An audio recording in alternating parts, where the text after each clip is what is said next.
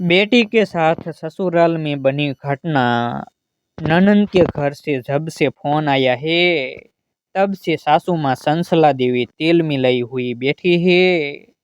जैसे ही अर्पित घर आया संसला देवी बोली, चल बेटा फटाफट तन्वी के घर चल, मेरी बेटी की तबीयत ठीक नहीं है और उसके ससुराल वाले भी उसे परेशान कर रहे हैं।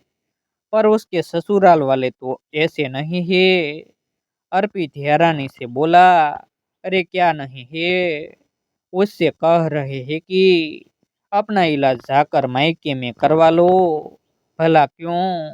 वो उनके घर की बहू है, उसकी देखभाल की जिम्मेदारी उनकी है।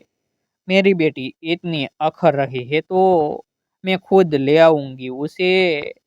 जरूर तन्वी ने ही कुछ कहा होगा, वरना उसके ससुराल वाले ऐसे नहीं है।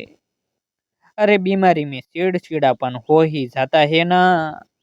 उसकी इच्छा नहीं थी कुछ खाने की तो उसकी सास ने उसे डांट दिया। अरे प्यार से भी तो समझा सकती थी।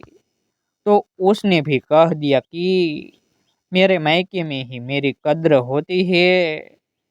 बस उन्होंने भी जवाब दे दिया कि मायके जाकर ही इलाज करवा लो। तू चल अभी उसके ससुराल चल।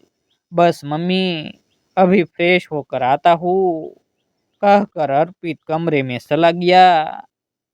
ये बातें वहां खड़ी बहू कनिका भी सुन रही थी।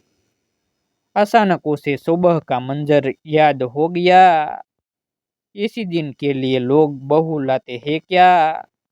वो महारानी तो बैठकर आराम कर रही है और हम यहाँ घर के काम कर रहे हैं। सास ना हुई, नौकरानी हो गई। सास के बड़बड़ाने की आवाजें निरंतर कानों में आ रही थी। आज तो सुबह सुबह ही हंगामा हो गया था। कनिका सुबह उठकर घर का काम नहीं कर रही थी, बल्कि अपने कमरे में लेटी हुई थी। बस यही एक कारण था घर में हंगामा होने के लिए। रसोई से भी जोर जोर से बर्तनों के पटकने की आवाजें आ रही थी। लेकिन कनिका दिल पक्का कर बिस्तर पर लेटी ही रही।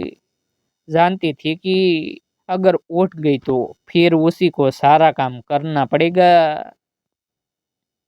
आखिर जब वह देर तक नहीं उठी तो उसका पति अर्पित कमरे में आया और लगभग चिल्लाते हुए बोला, ये क्या नाटक लगा रखा है तुमने? तुम्हें शर्म नहीं आती?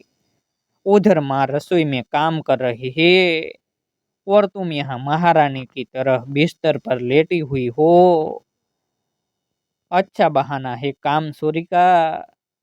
पहले तबीयत खराब कर लो, फिर बिस्तर पर लेटी रहो।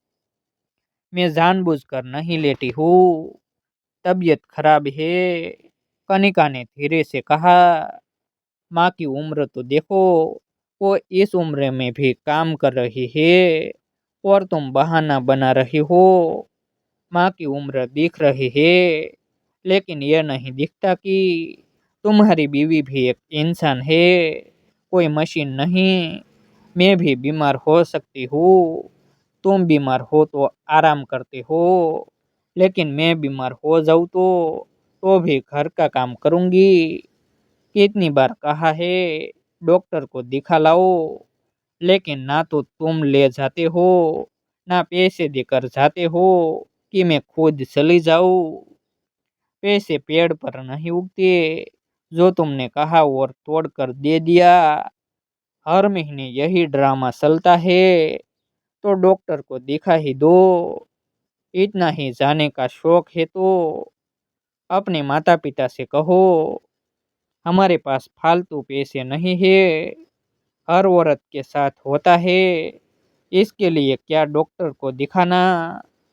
अचानक सासू माँ संसला देवी कमरे में आ गई और बोली, ये तो हर महीने का तमाशा है।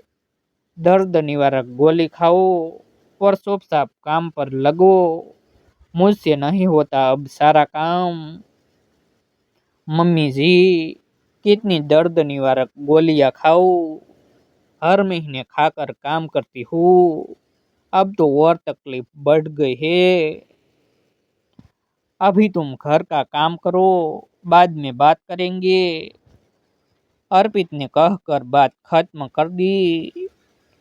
लेकिन अब कनिका के मन में ख्याल उठ रहा था, आज ननंद तन्वी के ससुराल वालों ने उसे जवाब दे दिया तो सासू माँ लड़ने को तैयार हो गई। कह रही है कि मेरी बेटी उनके घर की बहू है, इलाज की जिम्मेदारी उनकी है। लेकिन जब बहू बीमार होती है तब यही सासू माँ कहती है, दर्द निवारक गोली खाओ और काम करो। संसला देवी तैयार होकर अर्पित के साथ बेटी तन्वी के ससुराल जा रही थी कि कनिका बोली, कहाँ जा रही है मम्मी जी? गुस्से में कह दिया होगा ससुराल वालों ने। इसका मतलब ये तो नहीं कि आप उनसे लड़ने जाइए। दीदी का इलाज तो वही लोग करवा रहे हैं, जरूर दीदी ने कुछ कह दिया होगा। बहू, तुझे बीच में बोलने की जरूरत नहीं है। मेरी बेटी को अगर कुछ कहा तो उसका जवाब देना मेरा हक है। बहू बनाकर लेकर गए हैं उस लोग, क्या बहू बीमार नहीं पड़ सकती? सही कहा आपने मम्मी जी, लेकिन ससुराल वाले ये बात समझते कहाँ है। बहू की बीमारी तो उन्हें नाटक लगती है। जैसे आज सुबह आप और अर्पित मुझे कह रहे थे, उस हिसाब से तो मेरे माता पिता और भाई को भी यहाँ आ जाना चाहिए था, पर मेरे संस्कारों ने मुझे रोक लिया। मैंने कुछ नहीं कहा। कनिका अपने कमरे में चली गई, लेकिन बात उसकी दिल में रह गई। कुछ दिनों बाद जब कनिका दोबारा बीमार हुई तो इस बार उसके मायके वाले खुद आ गए। उसकी माँ और भाई सुबह से ही घर पर थे, वहीं खा रहे थे, वहीं आराम कर रहे थे। ये देखकर अर्पित और संसला देवी सेठ गए। अर्पित ने इस बारे में बात की तो कनिका की माँ बोली, मेरी बेटी आपके घर की बहू है, आपके घर का काम करती है, उसका इलाज करवाना आपकी जिम्मेदारी है।